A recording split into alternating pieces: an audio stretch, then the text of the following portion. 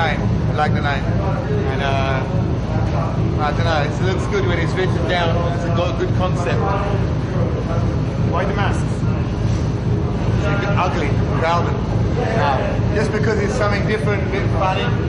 And also when you see a big party with the concept of the thing, it's not always going to be with the mask, but in the beginning, the concept for the album and the name, when you see a big party, 40,000 people or something, from the stage, a big stage, it looks something cool to look at. Or the photos on YouTube nowadays, it looks good when people film it, so it makes a different image and looks cool from a distance, you know.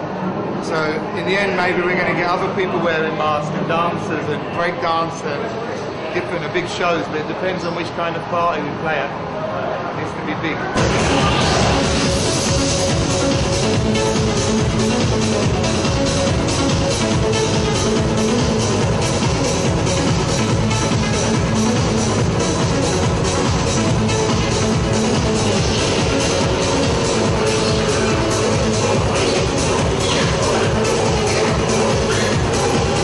My name is Shanti Mankin. I had a project called, it came from the mutual respect that me, Dino, and Dado had for each other. We liked each other's music. So one day we decided, let's do an album together because we think the end result will be really good. So then we did it. Why the masks? The mask is like, it's almost like a gimmick that we want to do something special for the live shows. And it's not just going to be the mask, that's just like a starting point to something else, to something greater. So we're using the mask now, which is the minimum what we can do really.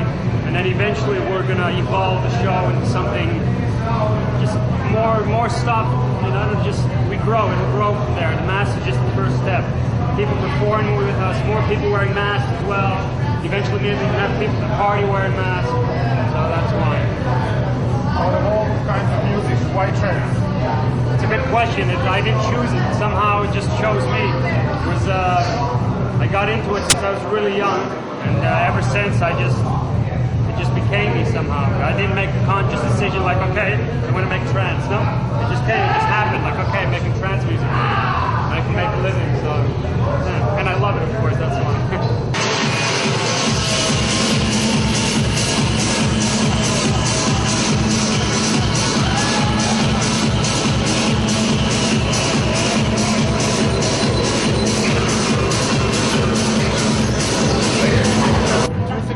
Dying? Absolutely not. It's not dying. It's evolving. It's always been evolving, and it's not dying. It's just the electronic music is by essence. It's a style of music that is always in an evolution, and you have to see it like a sea of waves, you know. And there's one wave dying, and there's another wave coming. And for us, it's a little bit like to know how to surf the right way, but it's certainly not dying. We play. I'm doing this as a serious business for nearly 10 years now, and I play bigger and bigger events, and there's more countries and more people in the parties. It's certainly not dying. Maybe for some people it's dying. I can understand why you asked the question, but that's not my feeling at all. The story you tell by your live act, how does it differ from the story you tell by your DJ set? It's a completely different story. When you play DJ set, you play all this music, so it's kind of selection. It depends. I'm trying to play in a DJ set the music that people want to listen. And it's a little bit easier when you play as a DJ because if you have a good collection of tracks, you can really play what the audience wants at the right moment. When you play on a live show, it's just like it's more personal.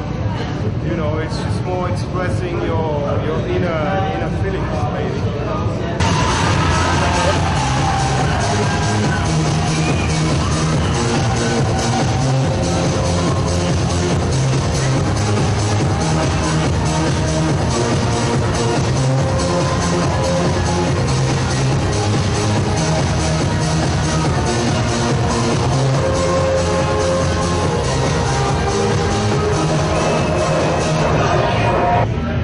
What kind of music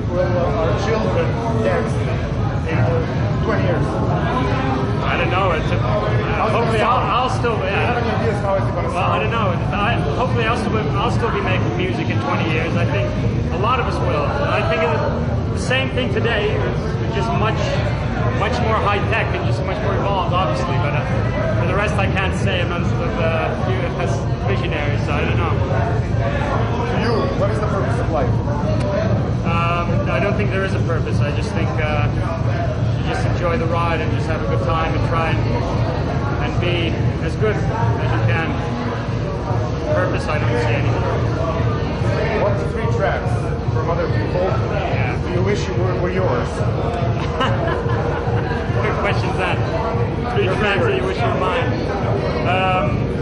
Well, one of them has to be one of the house producers called Hawks and Whores, and they did a U2 remix. That's a really good track, so that's got to be one. And then there's a Mauro Picado track that's really cool. Now we're going to remix, by the way, Krome. We're going to do a new mix of that. Mauro Picado, Italian producer, quite big producer. And then listen to what he says, he doesn't know what he's talking about. Then there's one track that he made actually that I wish I made as well. I wish. Tingling Sensation. He wish he made. Yeah, I wish I made that. Tingling Sensation, but it's already taken. I'll get upstairs. Did you name it?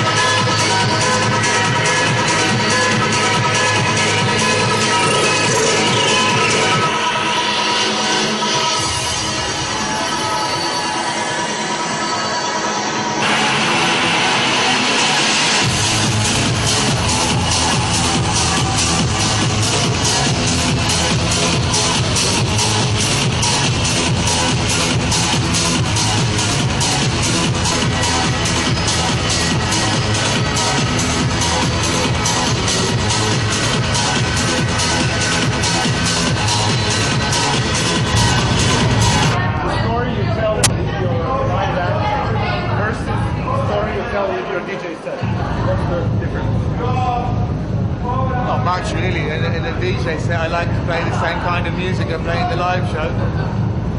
I always play a bit of different stuff, techno stuff, electro stuff, and it's the same in the Krome Angels. Really, a bit. Shanti likes to do that. Also, Shanti likes to dress as a woman sometimes. This is national TV, yes? You're keeping this. He also likes to cross-dress.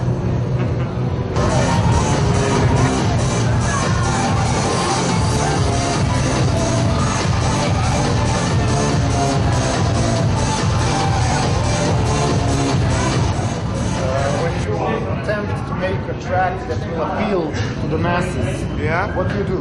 What's your formula for selling? No, it's not working like this, man.